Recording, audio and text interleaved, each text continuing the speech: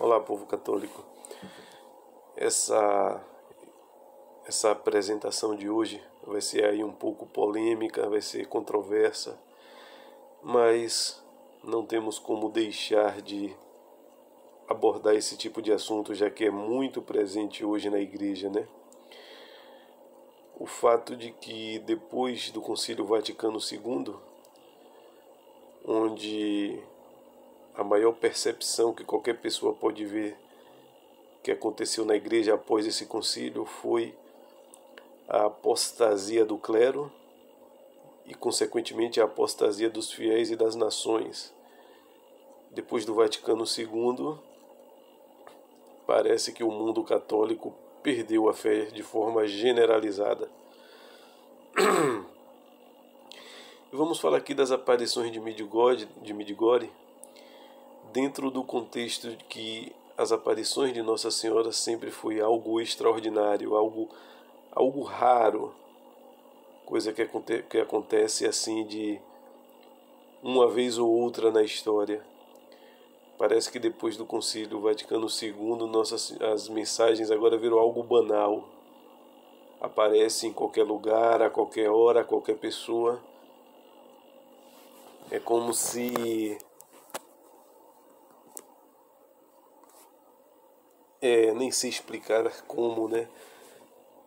Existe aí, parece que aí uma tentativa de preencher a fé na doutrina da igreja com supostas aparições. Essa de Medjugorje, vamos contestá-la através aí de uma análise mais detalhadas dos fatos que colocam em xeque essas aparições.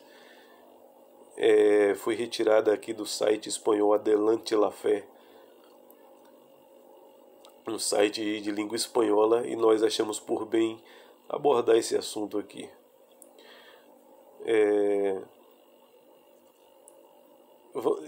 Vamos deixar, né?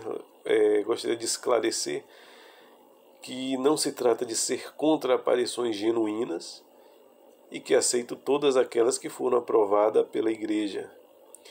Nesse sentido, concordo com São Paulo, que disse: não despreze as profecias, examine tudo e mantenha o que é bom. Como está lá, primeiro livro de Tessalonicenses, capítulo 5, de 20 a 21. Tudo o que Deus queria revelar à humanidade foi comunicado a nós por meio de seu Filho Jesus Cristo. As revelações públicas deixaram de se manifestar com a morte do último apóstolo São João no ano mais ou menos 100 depois de Cristo. As revelações feitas aos videntes desde a morte do último apóstolo são chamadas de revelações particulares, para distingui-las da profecia das Sagradas Escrituras e do depósito da fé, ou seja, os ensinamentos da boca de Jesus Cristo e dos apóstolos, que a igreja vem aí repetindo através da sucessão dos apóstolos, né, no clero, através dos séculos.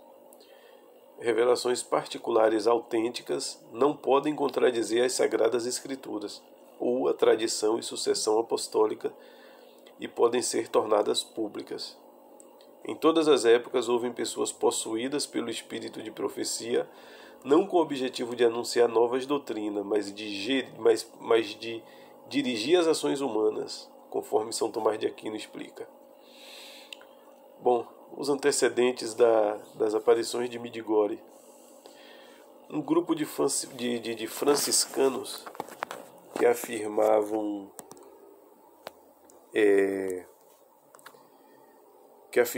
né, estar obedecendo a Virgem de Medjugorje, não parece ter nenhum problema em desobedecer ao bispo local de sua diocese, o que é um contrassenso, né? Todas as aparições, os fiéis sempre foram obedientes aos seus bispos. O povo croata está sob cuidados pastorais dos franciscanos desde 1881. Nesse mesmo ano, o Papa Leão XIII estabeleceu uma hierarquia de padres diocesanos e, consequentemente, várias paróquias franciscanas foram transferidas para o clero diocesano. Desde então houve tensões na diocese de Mostar. Então assim, é necessário a gente fazer essa abordagem sobre como era a administração da igreja nesse país. Em setembro de 1980, o bispo Peter Cooley de Mostar apresentou sua renúncia à Santa Sé.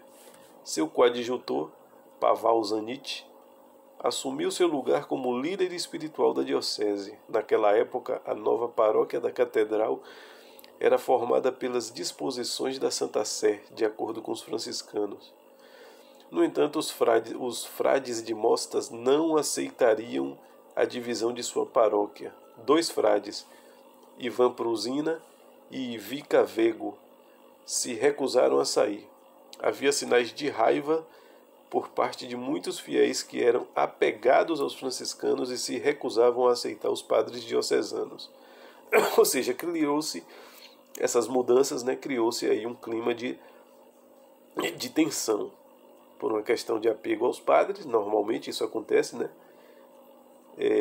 Houve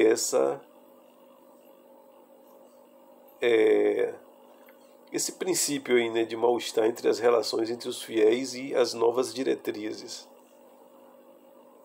Essa nova composição, né, essa organização da igreja na Iugoslávia, né, na Iugoslávia, feita pela Santa Sé. Um aspecto em comum dessa situação, algo aqui que é importante levar em consideração, é que a Virgem supostamente tomou partido dos rebeldes.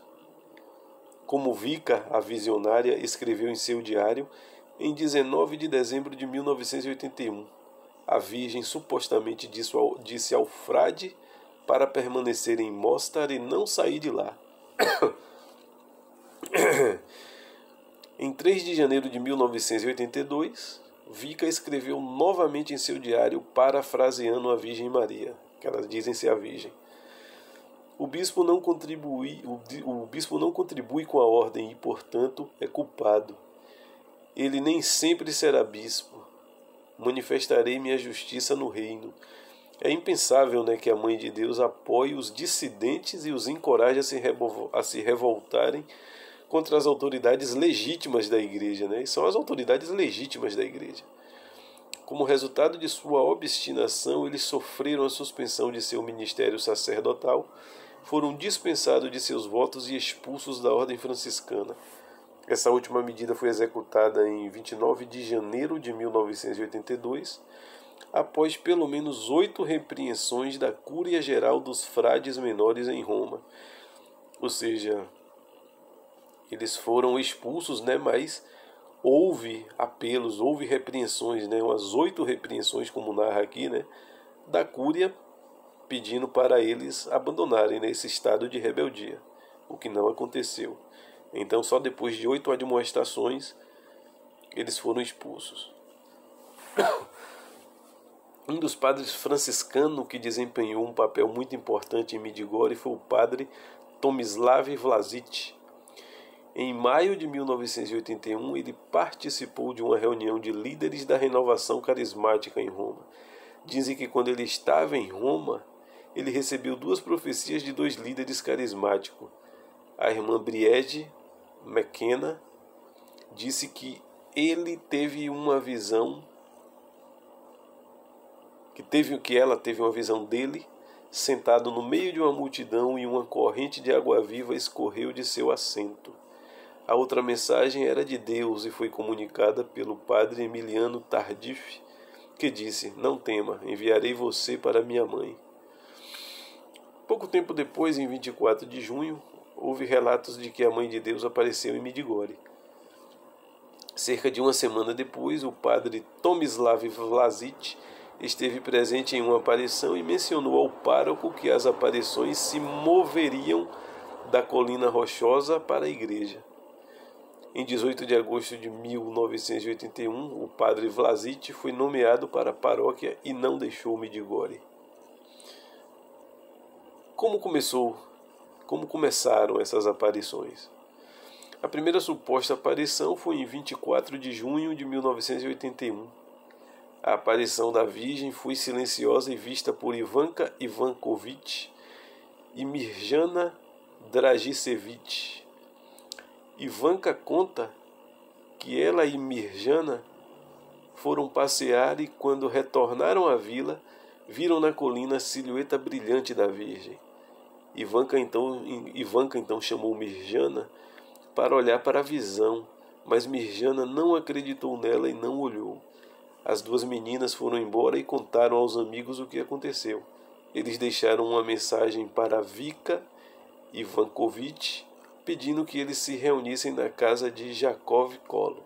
É o grupo ali dos jovens supostamente videntes. Quando Vika soube que seus amigos a procuravam, ela foi à casa de Jakov.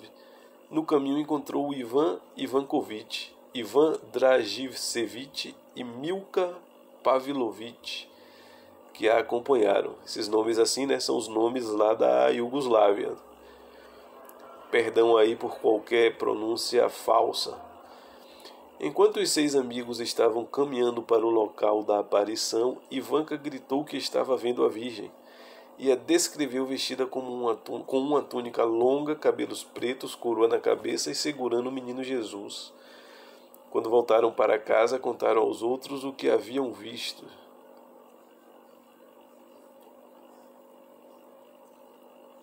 Mas não tiveram crédito. As pessoas não acreditaram, né? No dia seguinte, os supostos videntes retornaram à colina chamada Podbrodo, que significa pé da colina, acompanhados por 2 adultos como testemunhas. É interessante notar que naquele dia Ivan Ivankovitch, que tinha 21 anos, não voltou mais porque pensou que toda essa situação era coisa de crianças. Dificilmente pareceria a atitude apropriada que se esperaria de um indivíduo que tenha sido privilegiado com a visão da Mãe Santíssima, né?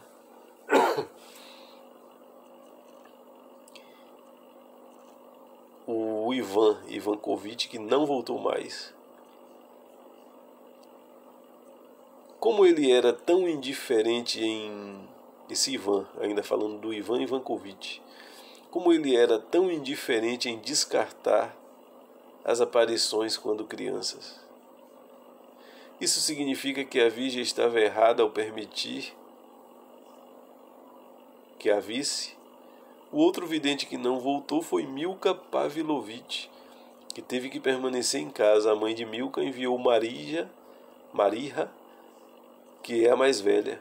O grupo oficial de videntes seria formado por Ivanka Ivankovitch, nascida em 21 de abril de 66, Vika Dragicevich, nascida em 3 de julho de 64, Mirjana Dragicevich, nascida em 18 de março de 65, Ivan Dragicevich, nascido em 1º de abril de 65, e Jakov Kolo, nascido em 3 de junho de 71.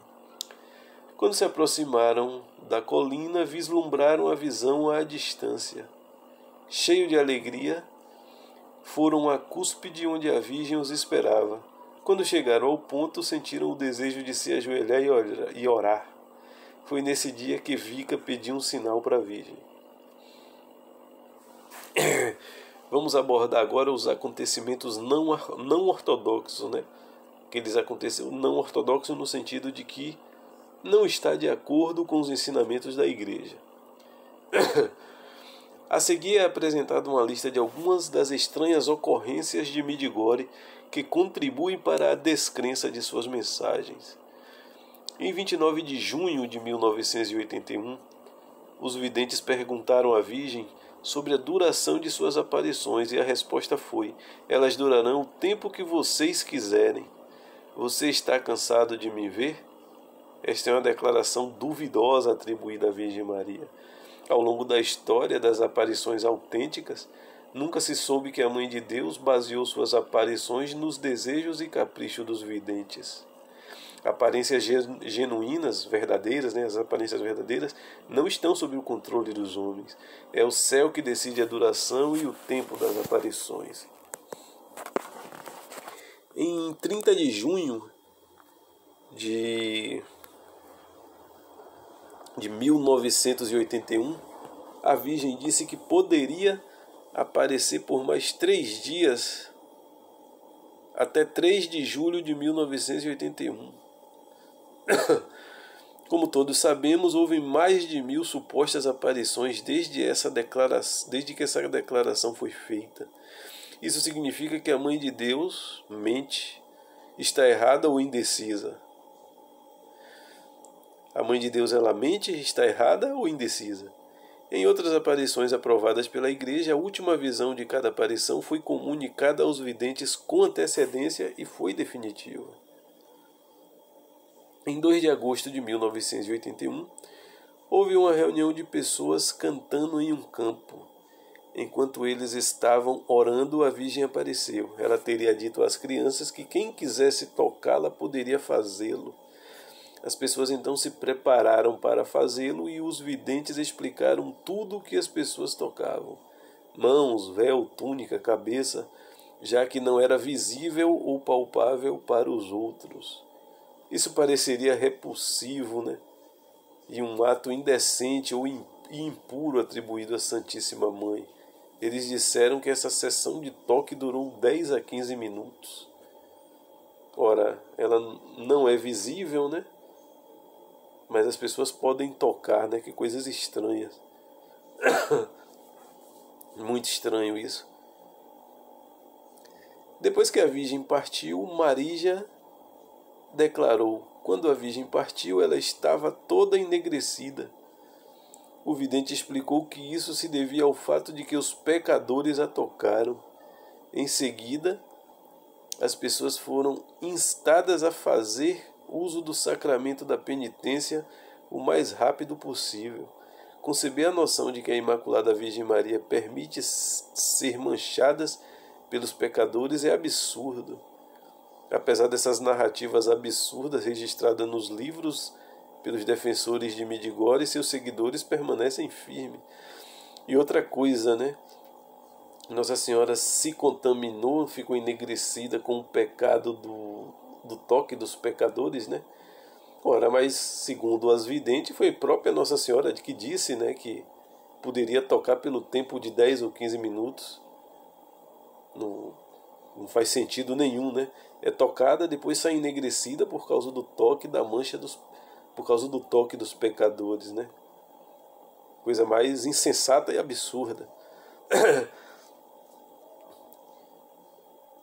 Desde o início, Wicca pediu que a suposta Virgem, né, deixasse um sinal para que outros acreditassem em suas aparições. Ela não obteve resposta da Virgem até 27 de agosto de 1981, quando disse: virá em breve o sinal.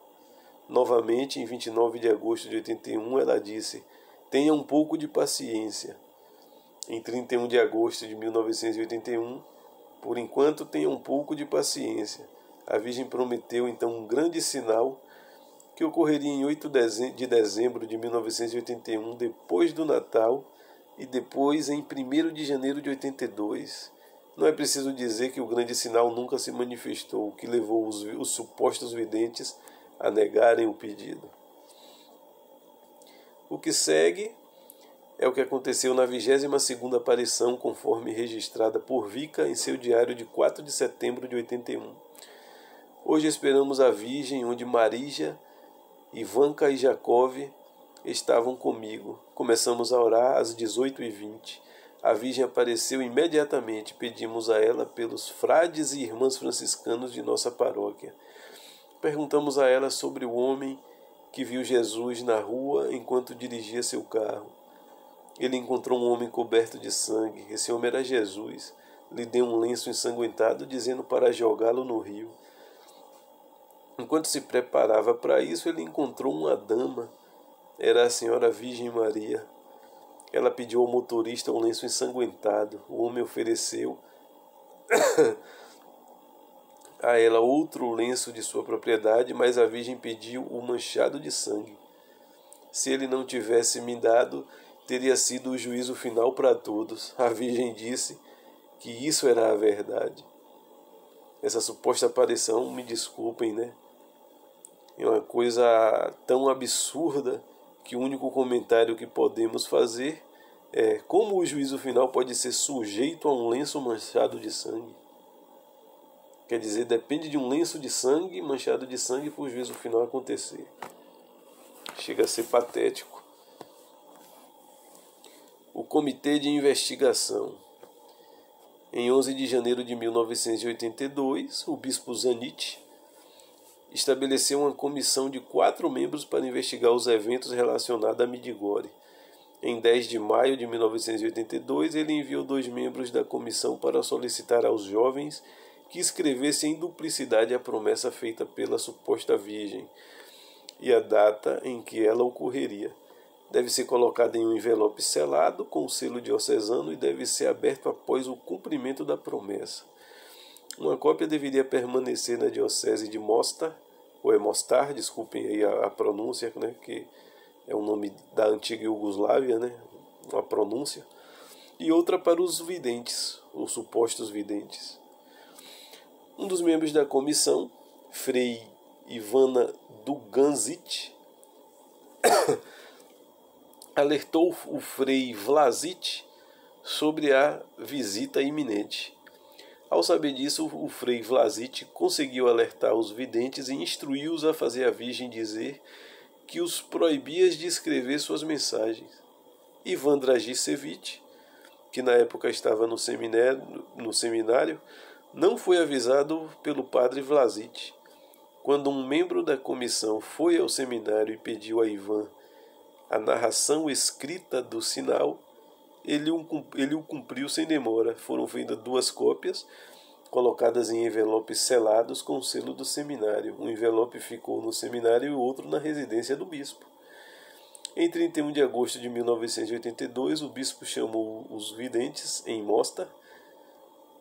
Com a presença dos membros da comissão, ele pediu aos videntes que escrevessem a data do sinal junto com a descrição. Cada um desses testemunhos seriam colocados em um envelope e selado com o selo diocesano. Os supostos videntes recusaram-se a seguir as ordens do bispo. O bispo perguntou a Ivan Dragicevic se a suposta virgem o repreendeu por escrever a descrição do sinal em visoco. Ele respondeu que não. Isso é muito peculiar, pois categoricamente a Virgem os proibira expressamente de fazer isso.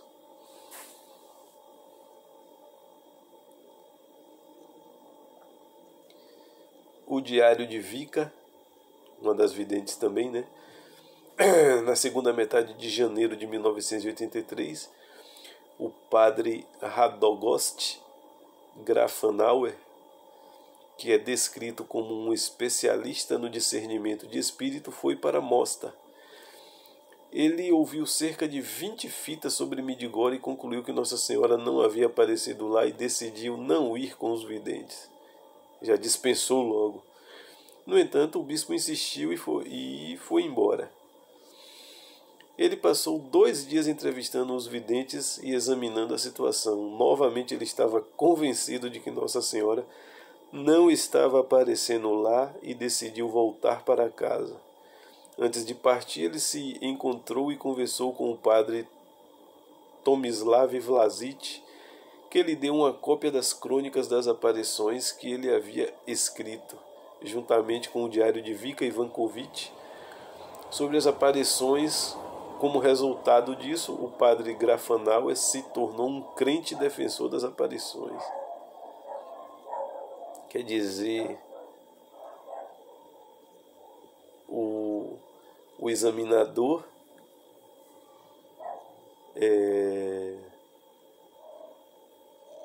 o padre examinador que ouviu os videntes, né? Examinando a situação, né? Se convenceu de que Nossa Senhora não estava aparecendo lá e decidiu voltar para sua casa. Antes de partir, que ele se encontrou e conversou com o padre Tomislav Vlasic. Esse padre Vlasic ofereceu a crônica das aparições que havia escrito, juntamente com o diário da moça, né, de uma delas, que é a Vika, sobre as aparições. E como resultado, esse padre Grafenauer se tornou um crente, né? Como mudou rapidamente assim. Ao retornar ao bispo, o padre Grafenauer deu-lhes trechos do Diário de Crônicas e do Diário de Vica. Foi a primeira vez que o bispo teve conhecimento das supostas mensagens a respeito de sua pessoa e que foram recebidas cerca de um ano atrás. Em 9 de fevereiro de 83, o padre Vlasic se encontrou com o bispo e naquele dia o bispo pediu-lhe pessoalmente o diário. Os franciscanos não cooperaram. Lá vai teimosia diante do bispo. E em 12 de abril de 83 foi enviada uma carta oficial do bispo, onde o diário foi solicitado. Mais uma vez, os franciscanos não cumpriram. O bispo escreveu uma segunda carta em 17 de maio de 1983, pedindo o diário de Vica. Em 27 de maio, Vica foi ver se o bispo, trazendo consigo um diário que continha os registros das aparições, das supostas aparições, de fevereiro a março de 1982. O bispo não ficou satisfeito e pediu especificamente que ele visse o diário sobre o que dizia ele. Vica disse enfaticamente que só traria essa parte do diário. Então assim, já está uma coisa bem para lá de suspeita, né? Já está mais do que suspeita, é isso aí. Em 16 de junho de 1983, o bispo enviou uma terceira carta pedindo ao pároco de Medjugorje que lhe enviasse as crônicas das aparições, junto com o diário de Vica. Eles não entregaram um ou outro, nada. E a partir dessa ocasião começaram a negar a existência de qualquer outro diário. 3 dias depois, em 19 de junho de 1983, a Virgem transmitiu essa mensagem a Ivan, Marija e Vica a respeito do bispo. Diga ao bispo que eu requero sua conversão urgente aos eventos da paróquia de Medjugorje antes que seja tarde demais. Desejo que ele não contribua para a desunião entre os seus sacerdotes e que ele não deva enfatizar demais seus aspectos negativos. Peço sua conversão para esses acontecimentos. Estou lhe enviando o último aviso. Se ele não é convertido ou se converter, meu julgamento, assim como o de meu filho Jesus, o alcançará. Se ele não colocar em prática o que lhe peço, diga-lhe que ele não encontrou o caminho do meu filho Jesus. Ivan enviou essa mensagem ao bispo dia 21 de junho de 1983, que por sua vez a enviou a Santa Sé. Esses comentários, né, que como qualquer pessoa já dá para ver, né, que são bem mesquinhos, vieram supostamente da boca da bem-aventurada Virgem Maria, que não é característica sua, né? Um absurdo total.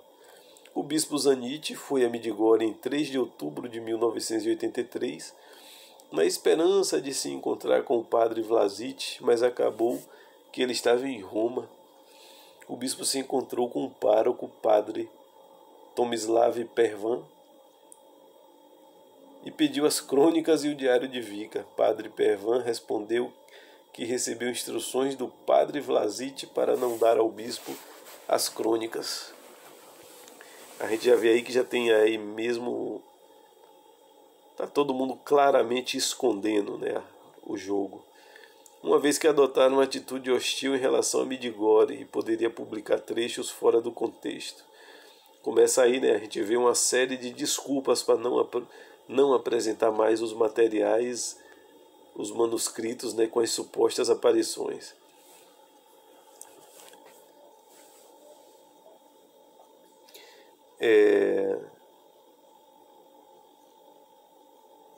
No mês seguinte, em 16 de novembro de 1983, o bispo retornou a Medjugorje e novamente solicitou as crônicas e o diário. Mais uma vez o padre Tomislav Vlasic insistiu que o diário não existia e que nunca esteve em seu poder. Isso é mentira, já que ele próprio menciona o diário em suas crônicas de 16 de março. Aí já começa todo um jogo de mentira, de esconder, de enganar os bispos. É uma essas aparições de Medjugorje, ela já foi pro ralo, né? A gente já está vendo que tem toda uma incoerência, uma história sem a mínima consistência. O padre René Laurentin, que se tornou um escritor prolífico a respeito das supostas aparições de Medjugorje, mencionou que Vica havia escrito 4 diários. Olha só, primeiro eles negam, agora já é 4. O primeiro que ele se refere é de julho de 81. O segundo diário inclui os eventos de 12 de outubro a 13 de dezembro de 81. O terceiro foi dado a Vica pelo padre Bubalo, não sei se é essa a pronúncia, ou é Bubalu, que publicou algumas entrevistas inéditas de Vica para que ela fizesse notas de rodapé de cada aparição. O quarto diário é uma composição de 3 grandes cadernos nos quais Vica escreveu a vida da Virgem, como foi dito no final de 1983. É surpreendente como o padre Laurentin não menciona que os cadernos contêm as seguintes entradas em contra o bispo, de 19 de dezembro. Os cadernos não contêm as seguintes entradas em contra o bispo, de 19 de dezembro de 81, 20 de janeiro, 19 de abril e 29 de setembro de 82. As declarações do bispo Zanetti. Em abril de 1984, o bispo Zanetti relatou ao jornalista canadense Larry Henderson, do The Catholic Register, de 12 de maio, ele falou o seguinte: os franciscanos dissidentes criaram Medjugorje para justificar sua desobediência. 6 meses antes, em 30 de outubro de 1984, o bispo denunciou os truques de Medjugorje. Esta é uma parte de sua declaração. Em seu último comunicado de imprensa de 24 de março de 1984, essa comissão havia solicitado aos padres e fiéis católicos, olha só, não realizar peregrinações organizadas a Medjugorje, não permita que os videntes apareçam em público até que a Igreja Católica decida sobre a autenticidade das aparições. Os videntes, assim como todos os responsáveis pelo cuidado pastoral em Medjugorje, foram solicitados por escrito para que não fizessem declarações públicas ou à imprensa a respeito do conteúdo das visões ou das curas supostamente milagrosas. É sabido que, apesar desta declaração, os entusiastas, os que defendem Medjugorje, continuaram a publicar livros, fazendo medalhas e estátuas, e acrescentaram confusão entre os fiéis. Lógico, né? Cheio de contradição, cheio de o que a gente chama aqui de malandragem. Referindo-se a essa situação na igreja de St. James, em 25 de julho de 1987, o bispo Zanetti alertou: pregar aos fiéis falsidades sobre Deus, Jesus Cristo e Nossa Senhora é desejar as profundezas do inferno. Muito boa essa frase do bispo Zanetti. Ele alertou, repetindo: pregar aos fiéis falsidades sobre Deus, Jesus Cristo e Nossa Senhora é desejar as profundezas do inferno. Em 21 de março de 1988, o bispo Zanetti replicou uma carta escrita por um padre salesiano americano dizendo: caro irmão James, você é uma daquelas pessoas raras que veem claramente essa fraude, essas mentiras diabólicas. Durante o trabalho da minha comissão, eu sempre tive contato com a congregação pessoalmente com o cardeal Ratzinger, que futuramente viria a ser o Papa Bento XVI. Depois de terminar o trabalho, conversamos sobre a publicação de um juízo definitivo. O cardeal me disse que os defensores de Medjugorje eram fortes demais e que seria melhor continuar o trabalho sob uma comissão nomeada pela Conferência dos Bispos Iugoslavos. Tudo o que eu tinha lido sobre Medjugorje me dizia que Satanás queria reunir um grande número de fiéis que derrubariam grandemente a igreja. Muito inteligente, a percepção desse bispo, que essa enganação, ia arrebanhar o coração dos fiéis que têm essa tendência a acreditar em Midigore, né? E ia fazer uma espécie ali de rebelião, né? Aquelas pessoas devotas e crentes de Midigore não tolerar aquelas pessoas que não caíram na enganação, né? E aí provar uma espécie aí de convulsão dentro da igreja. E aí, logo após a visita do Papa João Paulo II, no início de 1989, o Universe de Londres, em 27 de janeiro, citou o bispo Zanetti, muito confiante de que o Vaticano não aprovaria os eventos de Midigore. Tem sido uma política da Igreja esperar e observar o desenvolvimento das supostas aparições. A razão é que, se elas realmente são da Santíssima Mãe, a Igreja certamente não desejaria se opor a ela. O fato é que a Santa Sé não emitiu um pronunciamento oficial, o que não significa que esteja aprovando. Critérios para o discernimento. Os videntes sofrem de distúrbios patológicos. A esse respeito é necessário ter muito cuidado, pois algumas formas de neurose não implicam automaticamente que os videntes não sejam santos ou testemunhas confiáveis. Não pode confundir uma coisa com a outra. Alguns santos que experimentaram fenômenos sobrenaturais podem ser considerados com distúrbios psicológicos de acordo com critérios atuais. Ou seja, vai de acordo com a análise que é feita, de como a análise é feita. As mensagens das aparições estão em conformidade com a doutrina católica. Nas palavras de São Paulo, mas mesmo se nós ou um anjo do céu anunciarmos um evangelho diferente daquele que temos anunciado, seja anátema. Está no livro na Carta aos Gálatas, capítulo 1, versículo 8. O vidente procurou o conselho espiritual, o vidente progride em virtude, sinais sobrenaturais são benefícios para confirmar a aparição, mas não são necessários. O vidente se expressa com um senso de humildade, o vidente é obediente às autoridades eclesiásticas. Se as mensagens falam de punições divinas, há um equilíbrio com a misericórdia de Deus. Idade, sexo, condição e educação não são importantes. Deus pode escolher quem quer que seja. Ele deseja transmitir mensagens celestiais, como foi demonstrado ao longo da história. A linguagem usada por Jesus e Maria é semelhante à do Evangelho? Agora vamos levantar aí, falar sobre aspectos das falsas aparições,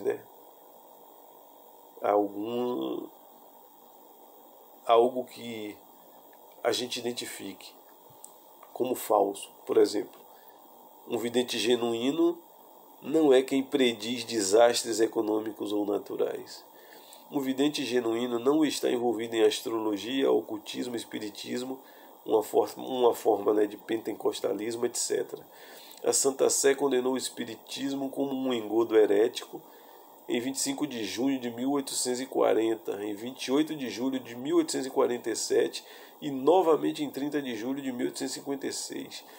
Nos Estados Unidos, segundo o Concílio Plenário de Baltimore, em 1866, declarou que algumas manifestações espíritas são satânicas e alertam os fiéis contra essas reuniões, no seu decreto número de 33. O vidente genuíno está mais preocupado com os bens espirituais da humanidade do que com a política, embora possam ser feitas menções de eventos políticos e mundanos. As aparições não estão sob o controle dos videntes. Visões e outros fenômenos sobrenaturais, planejados com meses ou um ano de antecedência, devem ser tratados com cautela e suspeita. Deus é livre para se manifestar sempre que estiver sem apegar a nenhum calendário. Nem todos os sinais podem ser tomados como evidência de aparições celestiais.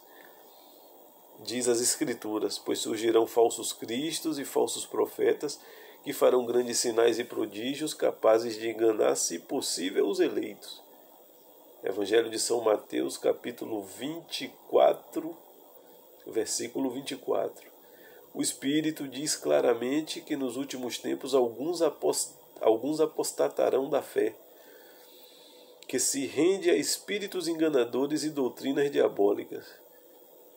Primeiro livro de Timóteo, capítulo 4, versículo 1. Amados, não confiem em nenhum espírito, mas examinem se os espíritos vêm de Deus, pois muitos falsos profetas saíram ao mundo. Primeiro livro de São João, capítulo 4, versículo 1. O diabo não pode realizar milagres por si só, apenas Deus pode. No entanto, o diabo pode fazer previsões que são cumpridas ou que ele as fará se tornarem realidade. É preciso ter cuidado com videntes que parecem católicos demais ou mais sagrados do que o Papa. Tais indivíduos geralmente propõem pontos de vista que o magistério da Igreja não mantém. Devemos tomar cuidado com as supostas aparições que condenam excessivamente membros específicos da Igreja. É admitido que o pecado e a corrupção podem existir mesmo nos lugares mais altos, mas não é típico da Mãe Santíssima espalhar os nomes, citar nomes nas aparições. As mensagens sobrenaturais supostamente escritas no mesmo formato e que compreendem 3 ou 4 páginas enviadas por correio normal são fortes indicadores de que há mais elementos humanos do que divinos.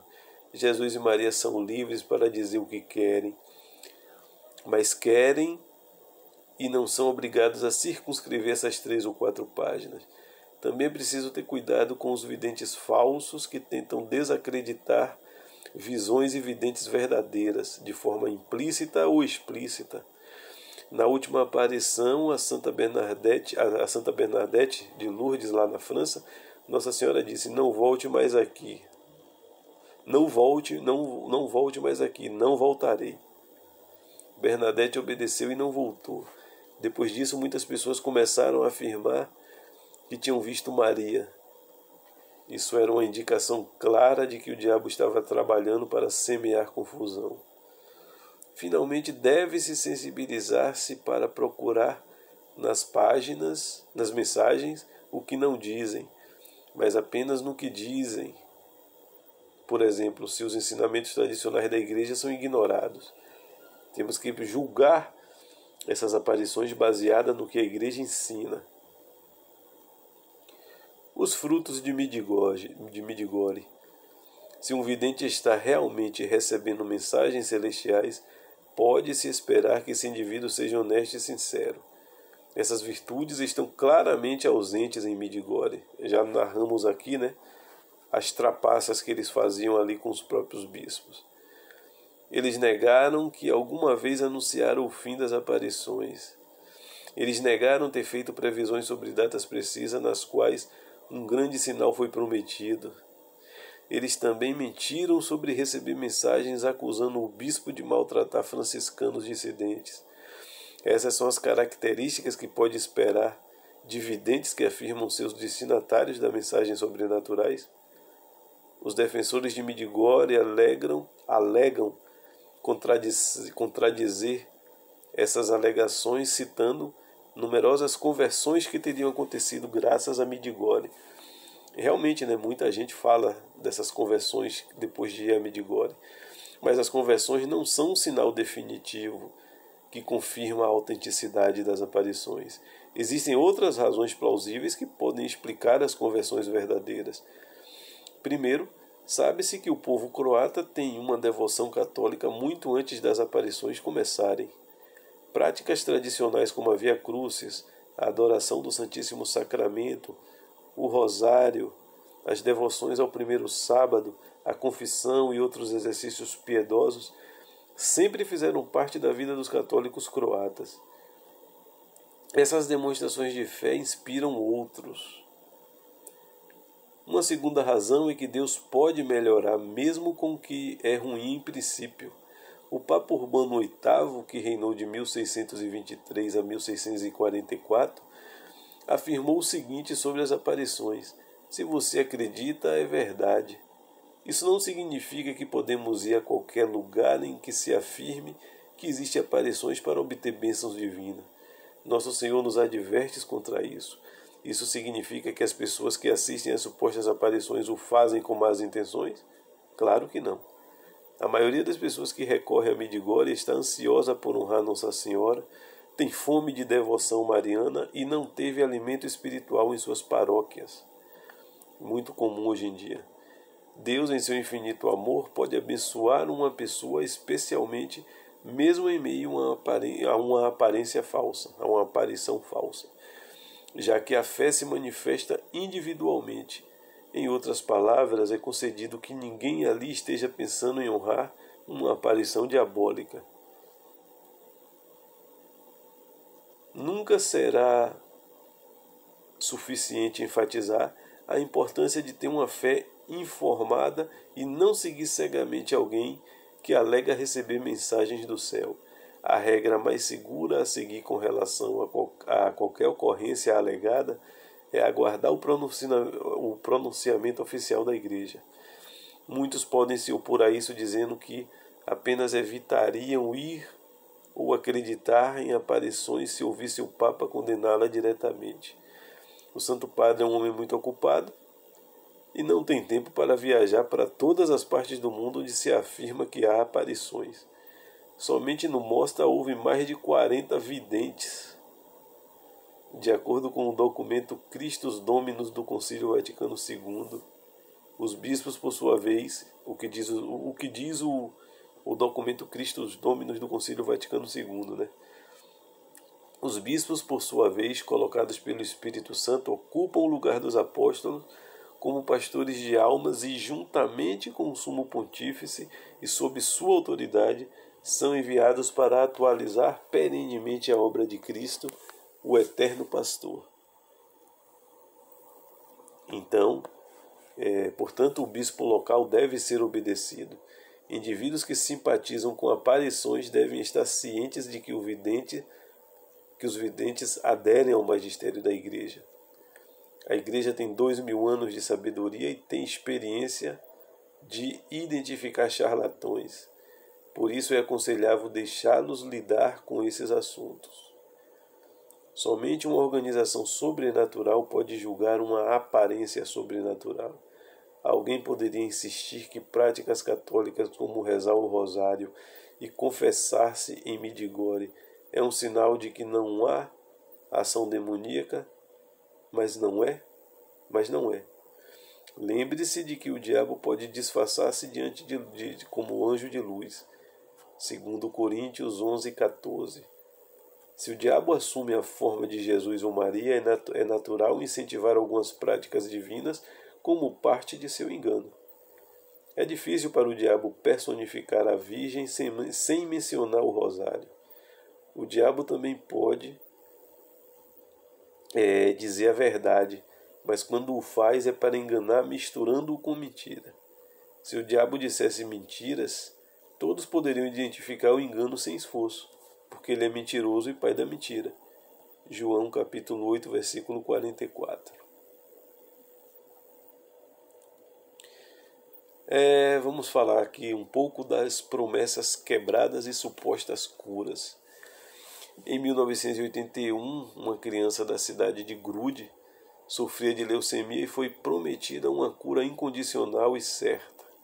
Apesar da certeza de fazer essa promessa na qual havia testemunhas, essa criança morreu no final daquele ano.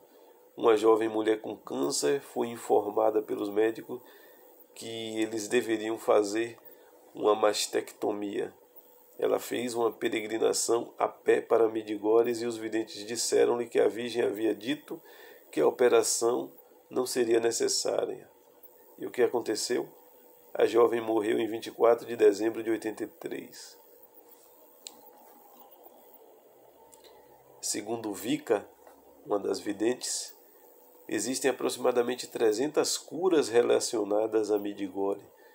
Uma das mais supostas curas descritas nos livros apologéticos de Medjugorje envolve Venka Bilik Brajit, ou Brajicic, na cidade de Split. Em janeiro de 1980, seu seio esquerdo foi removido e ela ainda estava em tratamento com radiação. Depois de 9 meses, ela notou crostas na sua mama direita. Seguindo o conselho de sua irmã, juntamente com outras mulheres, começaram a pedir ajuda a Nossa Senhora de Medigore. Em questão de dias, ela notou uma melhora em sua condição. Os pais Laurentin e Rupcit escreveram: Venca se sente bem, e o atestado médico confirma que não há sinais de metástase nos ossos ou em outros órgãos. Venca voltou a Medigore para agradecer a Nossa Senhora. Ela entregou seus documentos médicos em 8 de setembro de 1982. A Virgem Maria aparece em Medigore. E Venkabilit Brajicic morreu em junho de 1984. Interessante. Voltou a Medigore para agradecer a Nossa Senhora. Entregou seus documentos médicos em 8 de setembro de 82. E morre em junho de 84. Em 1984, depois da suposta cura, morreu logo pouco tempo depois. Em 1984, Marko Blažević, da cidade de Bruna, perto de Mostar, foi hospitalizado devido a um problema cardíaco. Ele teve que passar por uma operação arriscada, mas estava otimista com o resultado, pois um dos videntes havia garantido que a Virgem havia dito que a operação seria bem sucedida se eles orassem. Marco passou pela oração, entrou em coma e morreu. Talvez o caso mais famoso de uma das supostas curas atribuída a Medigore seja o de Diana Basile de Milão, Itália. Ela teria sido curada em 24 de maio de 84, de esclerose múltipla e cegueira no olho direito. Em pouco tempo sua história se espalhou por toda a parte. O bispo Zanit recomendou que seus registros médicos fossem enviados ao Centro Médico de Lourdes, a autoridade mais competente nessa área. Em uma carta detalhada datada de 13 de setembro de 1984, o presidente do Centro Médico, Dr. Theodore Mangiapane, declarou que era difícil verificar a cura da esclerose múltipla, uma vez que ela poderia entrar em remissão por conta própria, ou seja, não necessariamente de um milagre.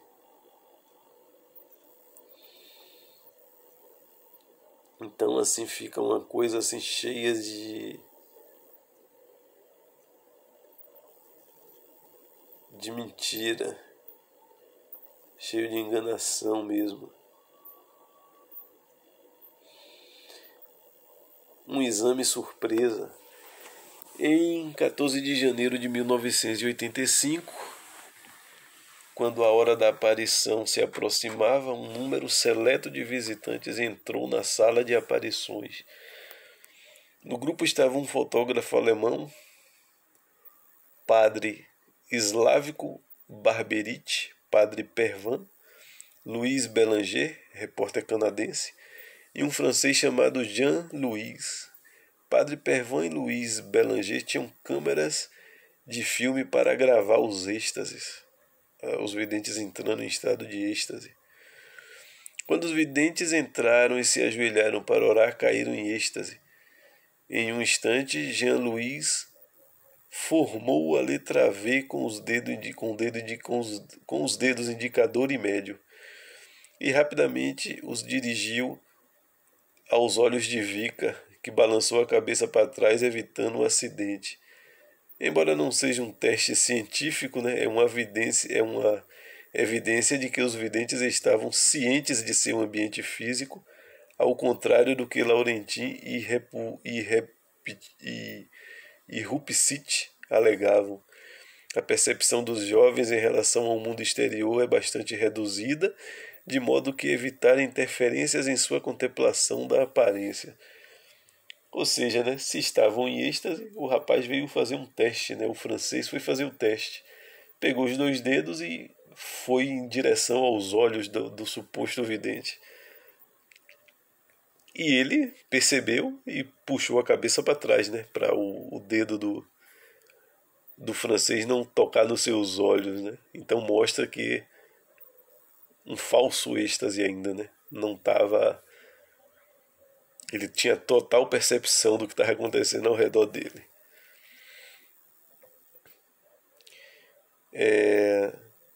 Eu não vi Jean Luiz nem a mão dele. Vi a Virgem carregando o menino Jesus nos braços. A certa altura o menino caiu e eu simplesmente fiz um movimento para evitá-lo. Isso é tudo. Nossa, olha, que tolice, quanta bobagem. É tolice pensar ou dizer que a Virgem Santíssima é tão descuidada que joga o menino Jesus no chão. Além disso, se a intenção de Vica era impedir a queda do menino Jesus, não seria natural avançar e não retroceder? Finalmente, parece uma grande coincidência que no momento em que a Virgem atira desajeitadamente o menino Jesus no chão, Jean Luís também corre o risco de bater os olhos da vidente. Que coisa, hein?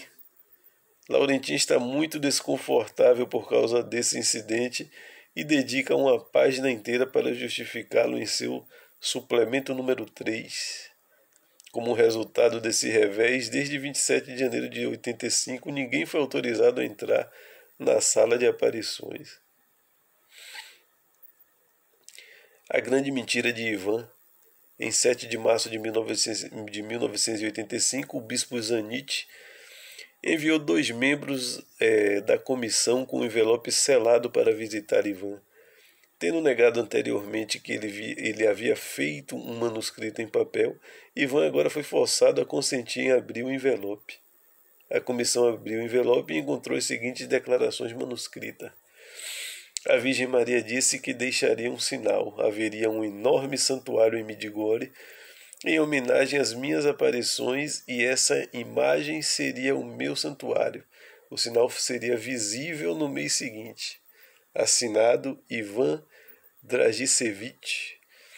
Com essa descoberta significativa, Padre Laurentin se defende, admitindo que Ivan agiu de forma imprudente. Ivan sabia que a Virgem o repreendera em 13 de março. Fui repreendida pela Virgem ontem na colina.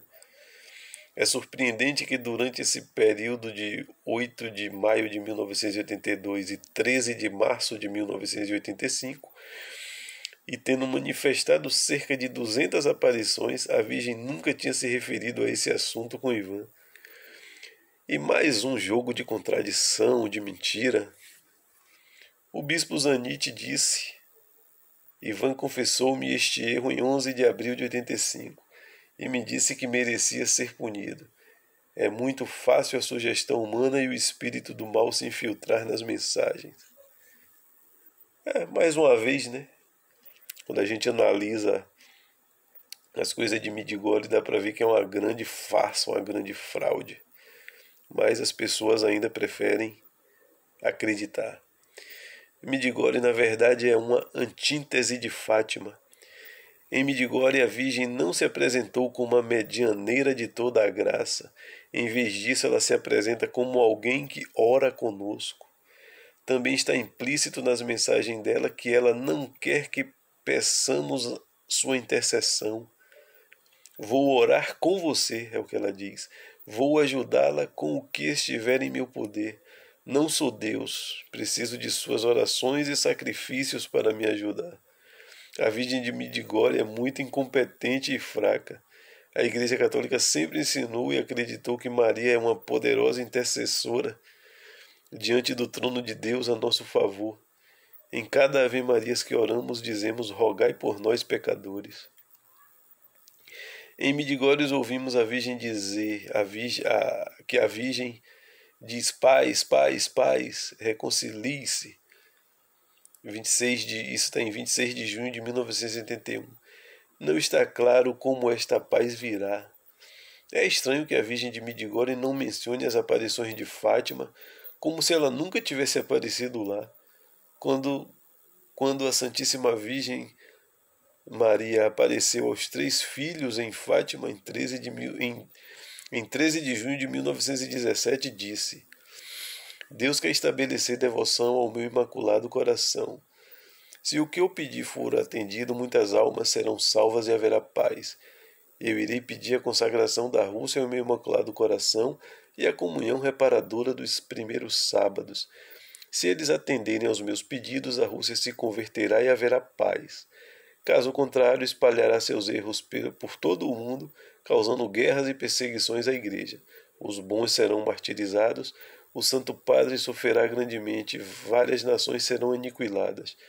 No final, meu Imaculado Coração triunfará. O Santo Padre consagrará a Rússia para mim e será convertida, e um período de paz no mundo será concedido. Isso Nossa Senhora disse em Fátima. A Virgem de Medjugorje afirma que suas aparições serão as últimas nesse mundo. Nesse caso, pode-se esperar alguma menção a Fátima e a razão pela qual a Rússia ainda não foi consagrada conforme solicitado. Nossa Senhora nos deu seu plano de paz em Fátima, e hoje não há paz porque falhamos em cumprir seus desejos. Este fracasso de nossa parte não significa que a Mãe Santíssima tenha esquecido suas demandas feitas em Fátima ou as tenha alterado. Quando Lúcia, a mais velha dos visionários, perguntou a Nosso Senhor Jesus Cristo a razão pela qual a Rússia não se converterá sem a consagração do Papa, Nosso Senhor disse: porque eu desejo que minha igreja saiba que essa consagração é o triunfo do Imaculado Coração de Maria, de tal maneira que seu culto seja estendido e a devoção ao seu Imaculado Coração seja combinada com a devoção ao meu Sagrado Coração. O Santo Padre fará isso, mas será tarde. No entanto, o Imaculado Coração de Maria salvará a Rússia. Será confiado a ela. Então vêm os segredos de Medjugorje. Dizem que existem 10 segredos que foram confiados pela Virgem Maria aos jovens. Na verdade, esse número é um mal entendido. A Virgem supostamente revelou 10 segredos para cada um dos videntes e apenas 3 eram comuns a todos. Isso significa que, na verdade, existem 45 segredos. Quando cada vidente receber seu segredo final, a Virgem deixará de aparecer. Mirjana recebeu seu último segredo e aparição em 25 de dezembro de 1982. Além desses segredos que devem ser tornados públicos, existem segredos pessoais dados a cada jovem para a sua própria vida. Tudo muito estranho.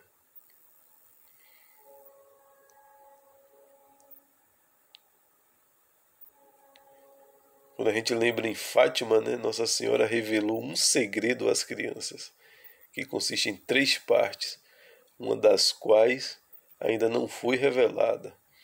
Então chegamos aqui à conclusão aí dessa breve análise de Medjugorje, que eu repito o que eu disse no início, a intenção aqui não é zombar, nem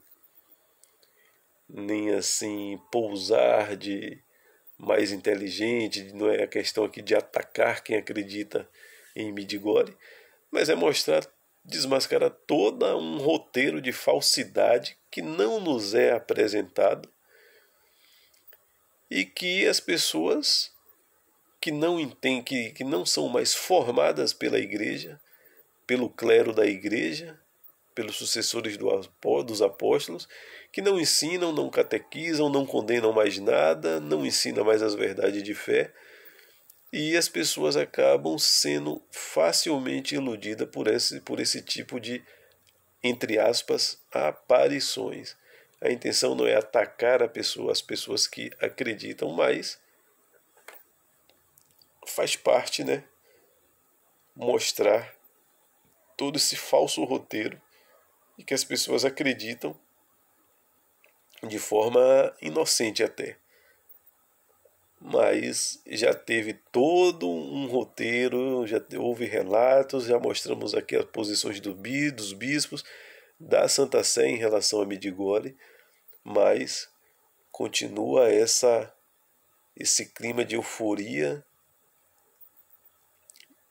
e essas coisas assim ligadas a muito aparicionismo e pouco interesse das pessoas em estudar a doutrina da fé. Aliás, quantos católicos leem o catecismo, que é a voz da igreja? Nem precisa responder.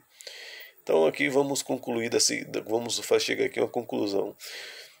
Nesse breve estudo, tentei avaliar alguns dos principais pontos de Medjugorje que mostram o que está acontecendo na Iugoslávia e que não são típicos das aparições da Mãe Santíssima, nem com os destinatários dessas mensagens celestiais. Em uma mensagem dada a 4 de abril de 1985, a Virgem declarou: "Hoje é o dia em que pensei que não lhe daria mais mensagens, porque alguns de vocês não me aceitam, mas a paróquia se mobilizou e eu quero lhe dar mensagens de uma maneira que não é feita desde o começo do mundo. Leia obrigado por atender aos meus pedidos." É claro que as aparições de Medjugorje estão sendo proclamadas como o maior evento na igreja desde o Pentecostes. É surpreendente como os católicos estão sendo separados da mensagem de Fátima, que tem a aprovação de 5 papas para acompanhar supostas aparições que foram condenadas pelo bispo local de Mostar. Um ano após o ataque ao Papa João Paulo II, ele foi a Fátima agradecer publicamente a Nossa Senhora e disse: "As mensagens de Nossa Senhora de Fátima sempre permanecem relevantes. Somente quando levarmos a mensagem de Fátima em nossos corações, a Rússia será convertida e a verdadeira paz reinará no mundo. Não há como evitar os pedidos de Fátima. Não podeis discernir os sinais dos tempos." Mateus, capítulo 16, versículo 3. Um abraço e encerramos esse estudo de Medjugorje por aqui.